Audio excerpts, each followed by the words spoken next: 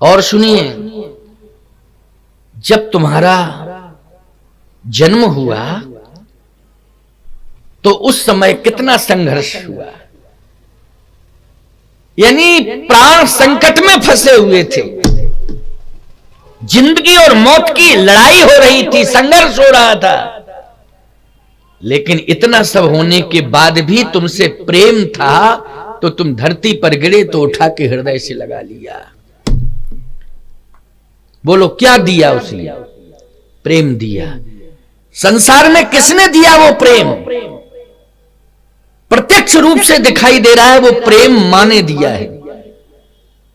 और जिस समय वो प्रेम दे रही थी उस समय परमात्मा देख रहा था प्यारे, परिवार नहीं देख रहा था। उस समय कौन देख रहा था?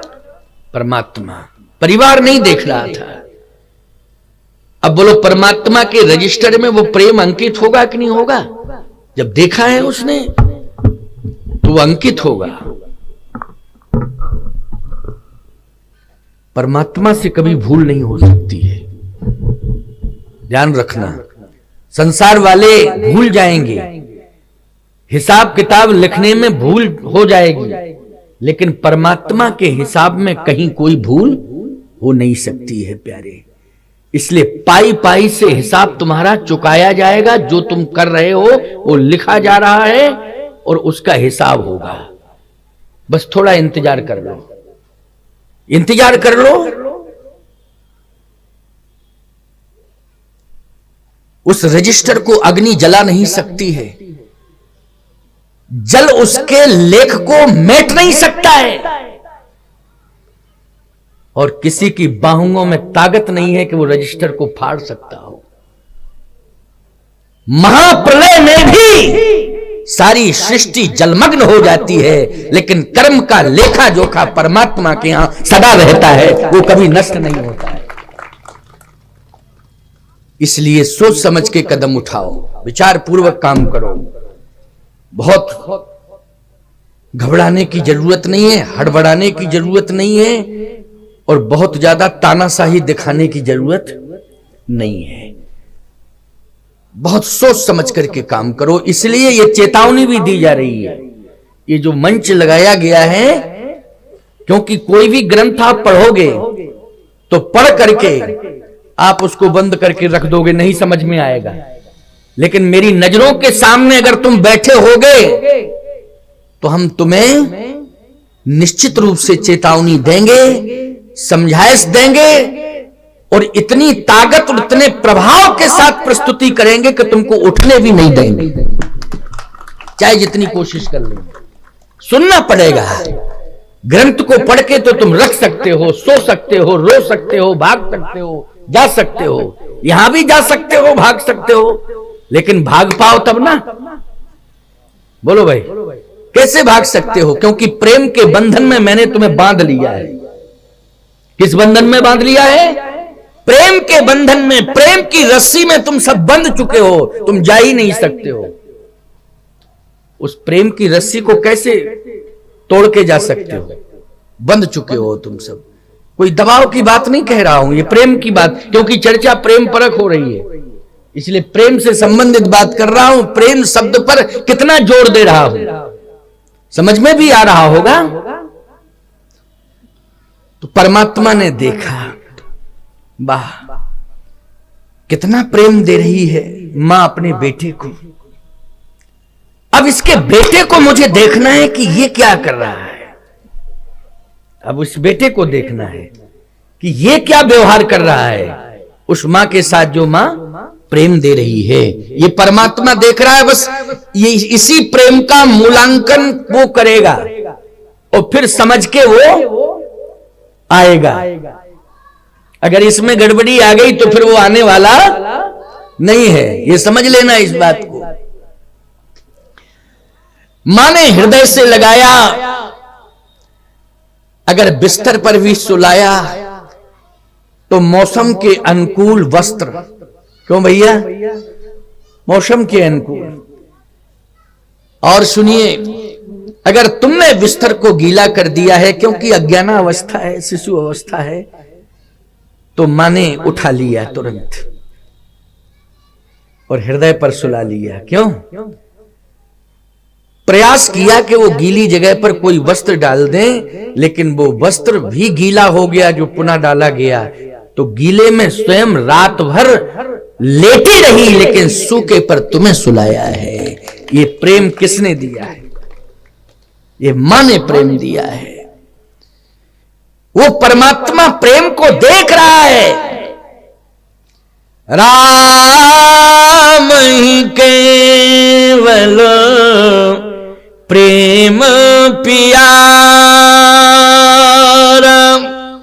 जान ले जो जान निहारा। भगवान श्री राम ने भी, एक उदाहरण तो ये मैं दे रहा हूं, लोक जगत की बात बता रहा हूं, लेकिन जरा ग्रंथ पढ़िए। भगवान ने श्रवण कुमार के प्रेम को देखा। किसके प्रेम को? श्रवण कुमार के प्रेम को देखा कि वो माता पिता से कितना प्रेम करता है। और प्रभु राम अपने पिता को भी देख रहे हैं। इधर मातृ पितृ भक्त श्रवण कुमार को देख रहे हैं, उधर पिता की भूमिका में चक्रवर्ती सम्राट महाराज दशरथ हैं, उन्हें भी देख रहे हैं। अब आइए जरा थोड़ा विस्तार कर दें कथा का। ये प्रसंग आ गया है नहीं? अब एक ओर मातृ पितृ भक्त श्रवण कुमार है और दूसरी ओर स्वयं प्रभु राम के पिता है। बोलो है कि नहीं? अब परमात्मा ने जब दोनों पर दृष्टि डाली, पिता पर भी दृष्टि डाली, पिता के कर्म पर दृष्टि डाली और मातृ पितृ भक्त श्रवण कुमार के कर्म पर दृष्टि डाली और दोनों के कर्म को नोट कर दिया। क्या? कि जिनका मैं पुत्र बनूंगा उन्होंने श्रवण का वध किया है। नोट हो गया कि नहीं हो गया कर्म? क्योंकि पुत्र मैं बनूंगा, इन्हीं का बनूंगा और वो बने भी, लेकिन परमात्मा ही बना पुत्र की नहीं। लेकिन देखा कि नहीं देखा उसने? उस समय रात्रि थी, सूर्य साक्षी नहीं है वहां। बोलो है क्या सूर्य साक्षी? नहीं है सूर्य साक्षी। अज्ञाना अवस्था में अपराध हुआ है, जानबूझ करके अपराध नहीं किया है। बोलो भाई, अनजाने में भूल हो गई कि नहीं हो गई? भूल बस अपराध हो रहा है कि मातृ पितृ भक्त श्रवण कुमार के महाराज श्री दशरथ ने बाण दे दिया और वो बाण जैसे ही बक्ष में लगता है, हृदय में लगता है, तो बेहोश होकर के गिर जाता है श्रवण कुमार। थोड़ी देर बाद उसकी मृत्यु हो जाती है।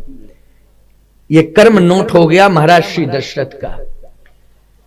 और उधर मरा कौन है? कहे श्रवण कुमार। ये कर क्या रहा था, क्या करने आया था? बोले प्यासे मां बाप के लिए जल लेने आया था।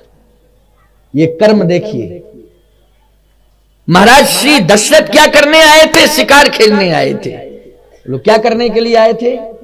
शिकार करने आए थे वो। और श्रवण कुमार क्या करने आया था? प्यासे मां बाप के लिए जल लेने के लिए आया था। कर्म अलग अलग हो रहा है कि नहीं दोनों का? वो शिकार करने आए थे महाराज दशरथ और श्रवण कुमार प्यासे मां बाप को जल लेने के लिए आया था। कितना डिफरेंस है कर्म में। और परमात्मा दोनों के कर्म को लिख रहा है। लिख रहा है कि नहीं? अब आप सुनिए और आगे बड़ी प्यारी बात है आगे। श्रवण कुमार के बाण लगता है और वो बेहोश हो जाता है। महाराज श्री दशरथ ने समीप में जाकर देखा तो पश्चाताप किया और श्रवण को उठाने की कोशिश भी की। थोड़ा होश आया श्रवण कुमार को तो प्यारे महाराज श्री दशरथ रोते हुए क्षमा मांग रहे हैं, लेकिन श्रवण कुमार क्रोध में नहीं आ रहा है। क्रोध नहीं है। देखिए प्राण निकलने जा रहे हैं लेकिन बाण देने वाले के प्रति भी प्रेम है। नहीं तो श्राप श्रवण कुमार दे देता, बाद में श्रवण के मां बाप देते, अलग बात है। पहले श्राप किसको देनी चाहिए थी? श्रवण कुमार को देनी चाहिए थी, तपस्वी था, बोलो श्राप दे सकता था कि नहीं? लेकिन श्रवण कुमार कितना संस्कारी है, प्रेम से भरा हुआ श्रवण का हृदय, प्रेम का खजाना है श्रवण कुमार के हृदय में। तो दशरथ जी क्षमा मांग रहे हैं, तो श्रवण कुमार प्रेम से कहते हैं कि थोड़ा सा इतना कार्य कर दो, मेरी विनम्र प्रार्थना है कि मेरे मां बाप प्यासे हैं, उनको जल पिला दो, बस बस। ये जन्म और मरण तो सदा होता रहता है, कहीं किसी का जन्म हुआ तो कहीं किसी का मरण हुआ। क्यों भाई? ये जन्म मरण का क्रम चलता रहता है। अय महाभाग, ज्यादा विलंब मत करो, मेरी ओर मत देखो, मेरी मत सुनो, केवल मेरा निवेदन सुनो। मेरे माता पिता प्यासे हैं, उनको पानी पिला दो। बोलो भाई, ये इस भाषा में क्रोध है कि प्रेम है? प्रेम है। और इधर ये भी प्रेम परमात्मा देख रहा है कि मरने जा रहा है, लेकिन माता पिता के चरणों में कितना समर्पण है, उनके प्रति कितना प्रेम है? नहीं तो आजकल का कोई होता लड़का तो कहता, अरे प्यासे हैं तो बने रहे प्यासे, उन्हीं के कारण तो मर रहे हो। न जिद करते न भेजते पानी के लिए तो आज ये दशा नहीं होती। आए बांस आए, पता नहीं क्या बकता। क्यों भाई, बकता कि नहीं बकता? हाँ, वाणी का संतुलन बहुत जल्दी खो जाता है। श्रवण कुमार की तो बहुत पुरानी बात है, ऐतिहासिक बात है, प्यारे पौराणिक आख्यान है वो।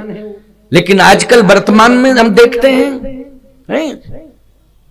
किसी बच्चे से कहो कि ये सामान ले आओ बेटा, या पानी ही ले आओ, चलो भाई पानी ले आओ, और जरा सा रास्ते में कहीं कोई कांटा चुभ गया तो पानी आनी तो नहीं लाता है, परंतु उसकी वाणी का प्रवाह देखो कैसा चलता है?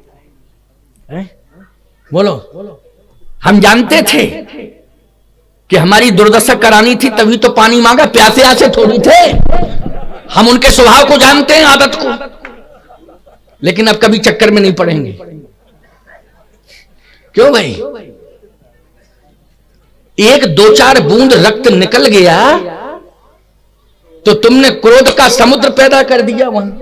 बोलो भाई, ऐसा क्रोध का समुद्र बना दिया वहां कि उसमें विष वमन हो रहा है। इसलिए मैं कहता हूं, वाणी एक अमोल है, जो कोई बोले जान। वाणी की कीमत समझो, इसको व्यर्थ में मत गमाओ। वाणी से जो शब्द निकलता है वो ब्रह्म होता है। अगर तुमने उसका दुरुपयोग किया तो वो शब्द ही तुम्हें श्राप दे देगा, तुम्हारा व्यक्तित्व नष्ट हो जाएगा। इसलिए वाणी को संभाल के बोलना चाहिए। माताओं से भी मेरी प्रार्थना है, निवेदन है कि तुम्हारी वाणी का बहुत बड़ा प्रभाव है। तुम साक्षात सरस्वती हो, सरस्वती हो तुम। सरस्वती क्या कहना, जिसके मुख पर सरस्वती आ जाती है उसके शब्द कैसे निकलते? तुम तो सरस्वती ही हो, हैं? क्यों भाई, हो कि नहीं? डायरेक्ट सरस्वती हो। इतनी बड़ी विशेषताओं को लिए तुम बैठी हो, घर में बैठी हो, समाज में हो, लेकिन जब बोलती हो तब सुन ताड़का क्रोध करता ही। बड़ी स्थिति विचित्र हो जाती है। कैसा लगता है कि देखो तो इनका कैसा व्यक्तित्व, कितना दिव्य सम्मान है, तुम्हारे द्वारा जो है समाज सम्मानित हो रहा है। और इस तरह की भाषा बोल करके कैसा विरूपीकरण अपने व्यक्तित्व में ला रही हो, चेहरा भी कैसा बदल जाता है? जब क्रोध में कोई बात कहता है तो चेहरा कैसा हो जाता है? कैसा हो जाता है? वैसे अब तुम ही लोग समझो जैसा हो जाता हो। तो कहने का मतलब मेरा यह है कि शब्द संभाल के बोलना चाहिए। श्रवण कुमार ने इतने प्रेम से शब्द, प्राण निकलने जा रहे हैं, श्वासाएं, अंतिम श्वासाएं चल रही हैं, लेकिन कहता है, ऐ महाभाग, मेरे माता पिता प्यासे हैं, उनको पानी पिला दो। और विलंब करने की आवश्यकता नहीं है। ये तो जन्म मृत्यु का योग संयोग बना रहता है। मेरा मृत्यु योग था, इसी भूमि पर था, उसमें तुम्हारी कोई गलती नहीं है, ऐसा मत सोचो। ये मृत्यु योग था, इसी भूमि पर था, इसी समय था, इसलिए मैं मर रहा हूं। काहू न को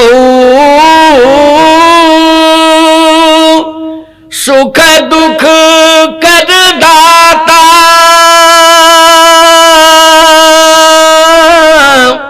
ओ निज कृत कर्म भोग सब भ्राता। ये प्रारब्धानुसार संयोग जुड़ा है, इसलिए आज ये मृत्यु तुल्य संकट ही नहीं है, बल्कि मृत्यु ही आगे खड़ी है और वो बार बार अपनी गोद में मुझे लेना चाहती है। इसलिए ऐ महाभाग, विलंब मत करो, आप जाइए मेरे मां बाप को पानी पिलाइए। भगवान ने उस कर्म को नोट कर लिया। पार्षद करते हैं भगवान के, लेकिन आदेश तो परमात्मा ही देता है ना, नोट करो, ये सब नोट करो। पार्षद काम करते हैं भगवान। श्रवण कुमार श्रेष्ठ मातृ पितृ भक्त परमात्मा के यहां अंकित हो गया नहीं, श्रेष्ठ मातृ पितृ भक्त। मैं एक बात बताऊं, जब लोग कहते हैं कि बेटा कैसा होना चाहिए, तो राम जी का जब उदाहरण देते हैं तो कहते हैं श्री राम जैसा चरित्रवान होना चाहिए। क्यों भाई? तो राम जी को चरित्रवान घोषित किया, मर्यादा पुरुषोत्तम है, राम जैसा चरित्रवान बेटा मिले। और भक्त कैसा हो? बोले श्रवण कुमार जैसा मातृ पितृ भक्त मिले। तो श्रवण कुमार का नाम आ जाता है मातृ पितृ भक्ति में। हरिश्चंद्र जैसा सत्यवादी, हरिश्चंद्र के साथ सत्य जुड़ गया, श्री राम के साथ चरित्र जुड़ गया और श्रवण के साथ मातृ पितृ भक्ति जुड़ गई। ये इतिहास बन गया कि नहीं?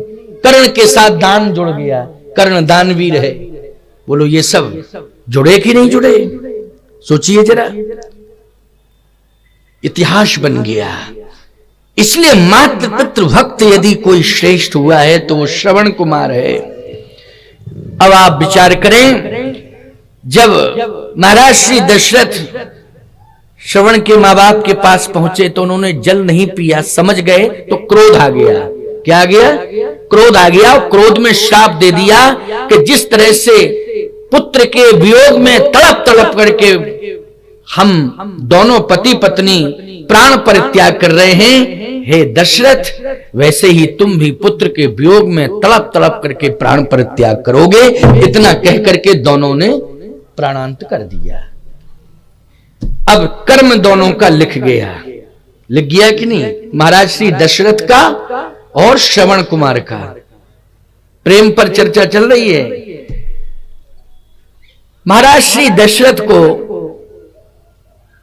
परमात्मा पुत्र के रूप में मिला।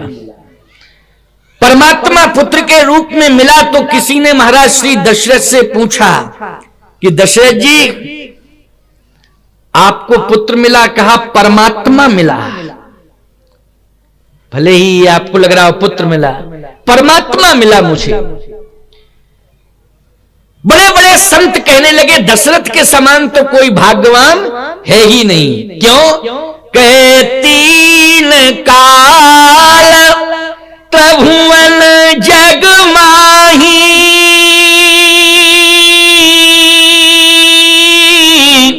ओ भूरि भाग दशरथ सम नाही। दशरथ के समान कोई भाग्यवान नहीं है।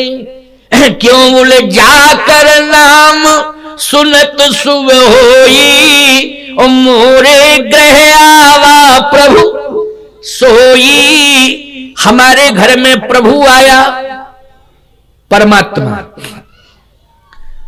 महाराज श्री दशरथ बहुत प्रसन्न है। इसका मतलब है कि जब श्राप मिला था तो पश्चाताप कर रहे थे, और जब परमात्मा पुत्र के रूप में मिल गया तो मानव ब्रह्मानंद समाना। दशरथ पुत्र जन्म सुन काना, मानव ब्रह्मानंद समाना। परमानंद पूर मन राजा, कहा बुलाए बजावो बाजा। ये परमानंद, ब्रह्मानंद, ये सब प्राप्त हुआ, पुत्र मिला। और ईमानदारी से बताओ, श्रवण कुमार जब गया, श्रवण जैसा पुत्र गया, उस समय माता पिता को कितना कष्ट हुआ, कितना कष्ट हुआ। कल्पना करिए आप, पुत्र के वियोग में तड़प तड़प करके प्राण त्यागे। तो एक का पुत्र जा रहा है, वो तड़प तड़प करके प्राण छोड़ रहा है, और इधर महाराज श्री दशरथ को परमात्मा पुत्र के रूप में मिला। तो परमानंद और ब्रह्मानंद, बोलो अनुभूति हो रही कि नहीं? वाह, बाहरे कर्म है, इधर अगर चिंतन किया जाए तो धन्य है वो श्रवण के माँ बाप, जिनको ऐसा मातृ पितृ भक्त पुत्र मिला श्रवण जैसा। लेकिन फिर भाग्य दुर्भाग्य में ऐसा बदला कि पुत्र के हाथ से अंतिम स्थिति में पानी तक नहीं पी पाए, और न वो पुत्र पिला पाया पानी, बोलो भाई, न वो पानी पिला पाया पुत्र, और न वो पानी पी पाए। अरे भाई, मैं कहता हूं कि प्यासे ही प्राण त्यागना पड़ा, पानी तो आ गया था। महाराज दशरथ लेके आए थे, बोलो आए थे पानी लेके कि नहीं? अरे ये कंडीशन होती कि प्यासे थे, पानी नहीं आ पाया, पुत्र मर गया, इसलिए बिना ही पानी के तड़प तड़प करके मरे। लेकिन पानी सामने है, लेकिन ग्रहण नहीं किया। पिलाने वाला अनुरोध भी कर रहा है, लेकिन पी नहीं रहे हैं, श्राप दे रहे हैं, और बिना पानी के क्रोध में तड़प तड़प करके प्राण परित्याग कर दिया। कितना बड़ा सौभाग्य था, लेकिन समय बदला, वो सौभाग्य दुर्भाग्य में बदल गया। बदल गया कि नहीं? आज महाराज श्री दशरथ का सौभाग्य भूरि भाग्य दशरथ सम नहीं, क्योंकि परमात्मा पुत्र के रूप में प्राप्त हो गया, ब्रह्मानंद परमानंद। लेकिन याद रखना, कर्म दोनों का नोट है। परमात्मा की दृष्टि में जीव जो है आनंद ले रहा है, बोलो जीव क्या कर रहा है? आनंद ले रहा है। लेकिन परमात्मा जीव के कर्मों का लेखा जोखा कर रहा है। और एक ऐसी कंडीशन आई कि दशरथ जी का एक वो बयान, जब राम जी का जन्म हुआ कि मोरे ग्रह आवा प्रभु सोई, एक ये बयान। और दशरथ जी महाराज का दूसरा बयान क्या है? जब प्राण निकलने लगे, इसके पहले महाराज श्री दशरथ का बयान क्या है, याद रखना। अब सुन लीजिए जरा इस बात को। सुमंत जी, क्योंकि ग्राम बधूटियों की चर्चा चल रही थी, तो ग्राम बधूटियां तो तभी मिली हैं जब सुमंत जी छोड़ के चले आए। क्यों भाई, तभी ग्राम बधूटियां मिली कि नहीं मिली? इसके पहले कहां से मिल गई? जब छोड़ के आए तो सुमंत जी। इधर ग्राम बधूटियां भगवान पर प्रेम निछावर कर रही, उनके श्री चरणारविंदों, प्रभु के चरणारविंदों में अबाल वृद्ध नर नारियों का प्रेम है, ग्राम के सभी।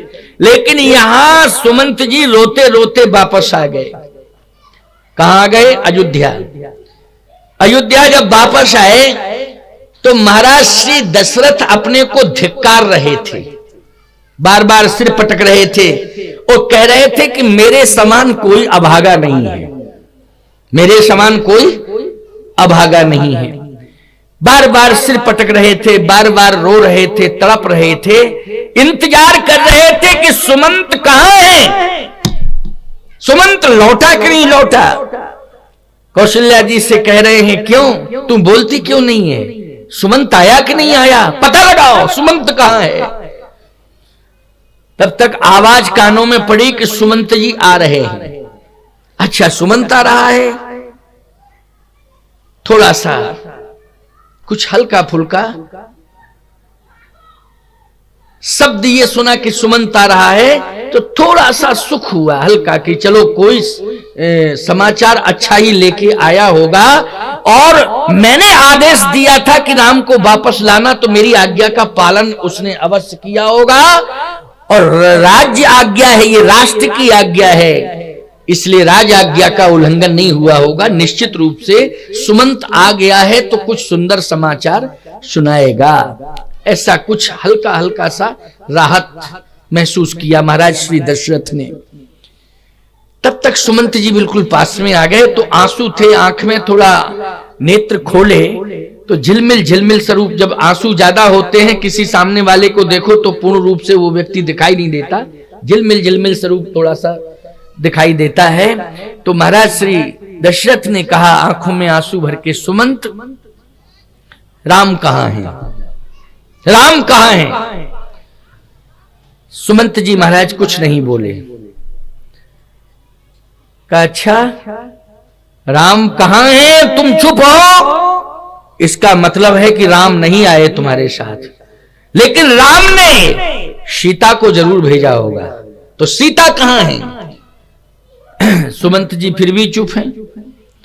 इसका मतलब है कि सीता भी वापस नहीं हुई, तो मेरी सेवा के लिए लक्ष्मण को भेजा होगा, निश्चित रूप से लक्ष्मण को मेरी सेवा के लिए भेजा होगा, क्योंकि वो मात्र पितृ भक्त है मेरा बेटा राम। वो जानता है कि भरत और शत्रुघ्न अयोध्या में नहीं है, तो बूढ़े बाप की सेवा कौन करेगा, इसलिए लक्ष्मण को जरूर भेजा होगा। कहां है वो लक्ष्मण? सुमंत जी मौन रहे। दशरथ जी ने कहा लगता है कि तीनों में से कोई एक भी वापस नहीं हुआ है, इसका मतलब है कि ना तो राम, ना सीता और ना लक्ष्मण, ये तीनों दशरथ को देखना भी नहीं चाहते हैं। दशरथ को देखना नहीं, इतना प्रेम करता था राम अपने पिता दशरथ से, लेकिन वो प्रेम को छोड़ के चला गया। उसका प्रेम गया कहां? आखिर वो प्रेम दिखाई क्यों नहीं दे रहा है? ये तमाशा क्या हो रहा है, मैं समझ नहीं पा रहा हूं। इतना प्रेम करता था, इतना प्रेम करता था, लेकिन इतना कठोर कैसे हो गया हो कि आया नहीं, मेरी सेवा के लिए लक्ष्मण को भी नहीं भेजा। अरे नहीं आ रहा था तो मेरी सेवा के लिए किसी को भेजना चाहिए था। उसके पास लक्ष्मण जैसा भाई जो आज्ञा पालन करता है, अगर राम जी आज्ञा दे देते, आज्ञा देकर के वापस कर देते, तो लक्ष्मण जी क्या रुक जाते? वैसे भगवान ने रोका तो अयोध्या में ही था, लक्ष्मण को रोका था कि नहीं? कि राव वृद्ध मम दुख मन माही,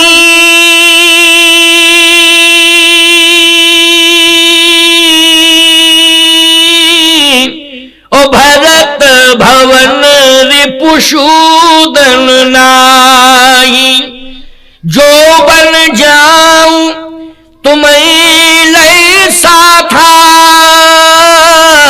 तो सब विधि हुई है अवध अनाथा। रोका था लक्ष्मण को, लेकिन लक्ष्मण जी ने कहा प्रभु स्वामी गुरु पितु मात